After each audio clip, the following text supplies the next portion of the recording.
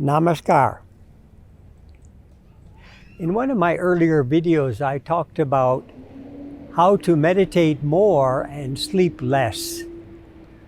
And I was saying that a good deep meditation is equal to a few hours sleep.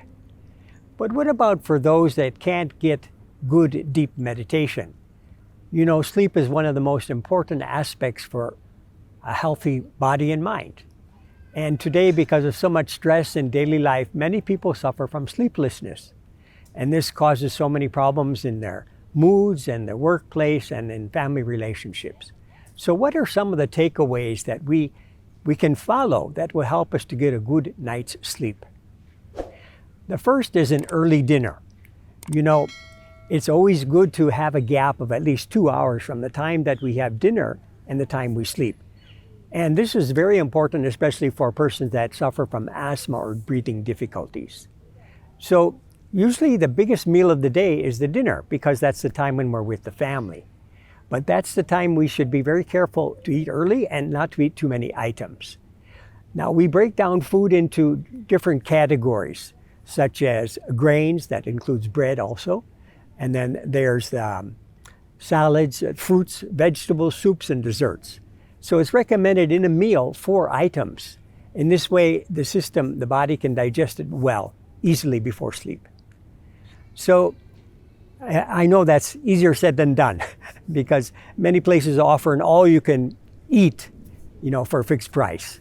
And I remember the members in Taiwan used to take me to one of those restaurants. But luckily for me, it was only at the time of, Chinese New Year special occasion. The second thing we can do is to leave our work matters at the work. Don't bring them home with us.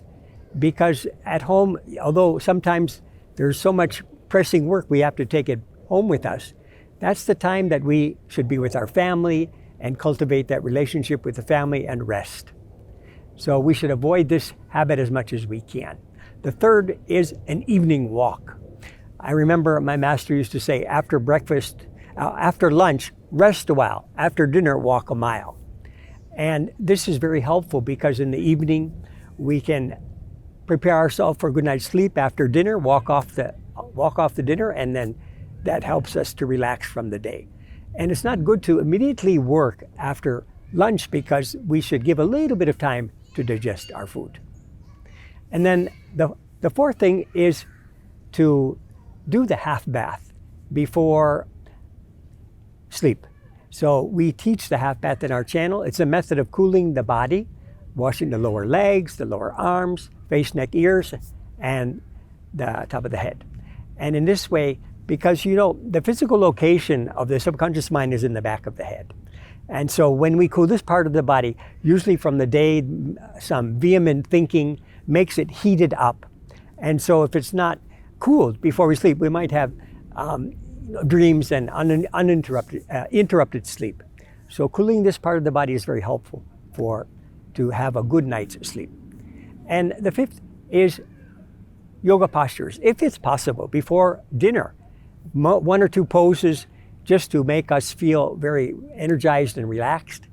And I like particularly the shoulder stand and the fish because they're inverted poses. They bring the blood and oxygen to the brain and invigorate it well. And the effect on the thyroid is such that it improves all the body's metabolism, the functioning aspects of our body. And the sixth is light mental activity in the evening. So we shouldn't stress our mind with stressful news or images. Rather, read a bedtime story for our children. Read an inspiring book. Listen to inspiring music, soft relaxation music, or talking with friends, relatives, or going for that evening walk. In this way, we prepare ourselves for a restful sleep. So how much sleep do we actually need? Different experts have different opinions, but some say 6 to 9 hours. It depends person to person. But beyond 9 hours would seem to be counterproductive. And, sleep is like eating, sex, like instinct. The more we give in to them, the more they can control us. So it's always important to keep that happy balance between need and want. So what are the 6 takeaways again?